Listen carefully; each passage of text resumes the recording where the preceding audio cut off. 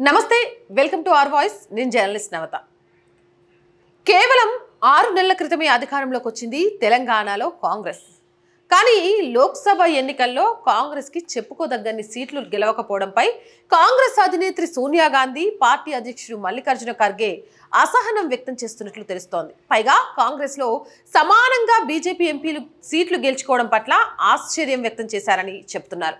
ఢిల్లీలో శనివారం జరిగిన Congress working committee parliamentary committee సమావేశాల సందర్భంగా ఈ విషయమై ముఖ్యమంత్రి టీపీసీసీ అధ్యక్షుడు రేవంత్ రెడ్డిని నిలదీసినట్లు చెప్తున్నారు. కాంగ్రెస్ అధికారంలోకి ఉన్న తెలంగాణలో పాటు కాంగ్రెస్ అధికారంలో ఉన్న కర్ణాటక అలాగే హిమాచల్ ప్రదేశ్లలో కూడా ఫలితాలు నిరాశాజనకంగా ఉండడం వల్ల ఖర్గే తన ప్రసంగంలో విస్మయం వ్యక్తం చేశారన్నారు. ఈ 3 రాష్ట్రాల్లో పరిస్థితులపై విడివిడిగా సమీక్ష జరుపుతామని ప్రకటించారు.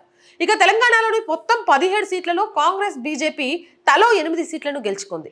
ఏఐఎంఐఎం 1 సీట్ గెలుచుకుంది.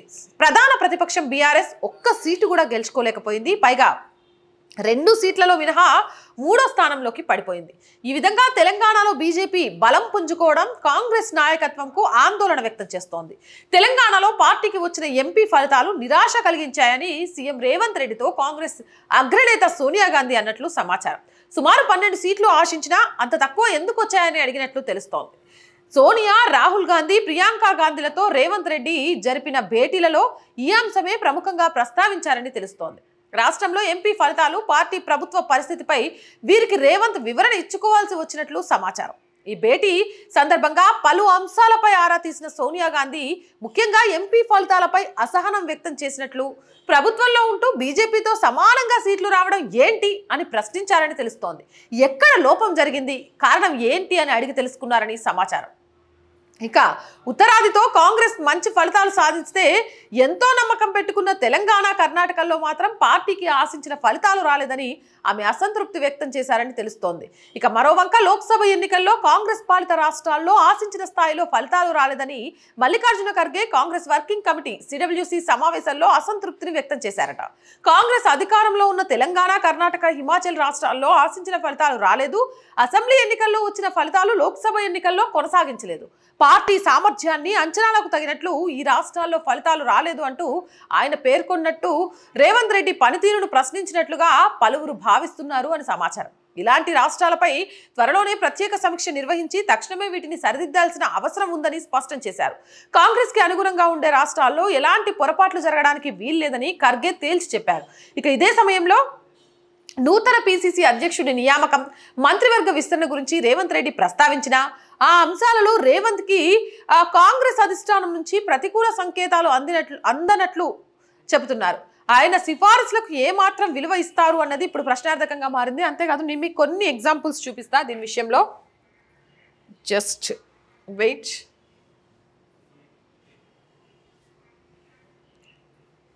ఇది ప్రస్తుతం నిన్న సమావేశాల్లో రేవంత్ రెడ్డి దిగిన ఫోటో. ఒకప్పుడు ఇదే రేవంత్ రెడ్డిని పక్కన కూర్చోబెట్టుకొని ముచ్చట్లు చెప్పే సోనియా ఒక రాష్ట్రానికి సీఎం అని మర్చిపోయి వెనక నిలబెట్టేసింది. ఇందులో క్లారిటీ లేదు కదా, నేను ఇంకో ఫోటో కూడా చూపిస్తాను మీకు.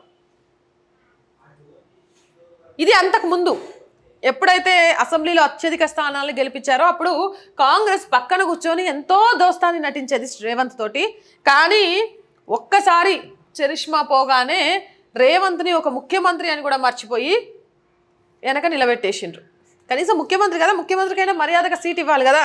కానీ తెలంగాణలో కాంగ్రెస్ చరిష్మా కోల్పోయిందని, దానికి ప్రత్యక్షంగానో పరోక్షంగానో రేవంత్ కారణం కూడా అయి ఉంటుందని సోనియా గాంధీ ఖర్గే భావిస్తున్నట్టుగా కూడా, అందుకే ఇటు ఏఐసిసి కానీ మంత్రిమండల విస్తరణలో కానీ రేవంత్కి ఏ పార్టీ ప్రాధాన్యత ఇస్తారు అనేది కూడా ఇప్పుడు ప్రధాన అంశంగా మారిందని, ఆ నేపథ్యంలోనే స్థానిక సంస్థల ఎన్నికలపై పూర్తి ఫోకస్ పెట్టడంతో పాటు బీఆర్ఎస్లో ఉన్న నాయకులందరినీ కూడా కాంగ్రెస్లోకి చేర్చుకోమని రేవంత్ రెడ్డి ఆదేశాలు జారీ చేసినట్టుగా కూడా తెలుస్తోంది. మనం గతంలో కూడా చూసాం రేవంత్ దీని గురించి మాట్లాడినట్టు. ఎందుకు అనంటే కాంగ్రెస్ పార్టీలో ఉన్న వాళ్ళందరినీ బీఆర్ఎస్ పార్టీలో ఉన్న వాళ్ళందరినీ కాంగ్రెస్లోకి చేర్చుకుంటే బీఆర్ఎస్ ఓటు బ్యాంక్ని నాయకుల ద్వారా మళ్లించుకోవచ్చు అనుకుంటున్నారు. కానీ బీఆర్ఎస్ నాయకులు ఎంత ఎక్కువగా కాంగ్రెస్కి చేరితే అంత కాంగ్రెస్కి నష్టం అనే విషయాన్ని గమనించలేకపోతున్నారు.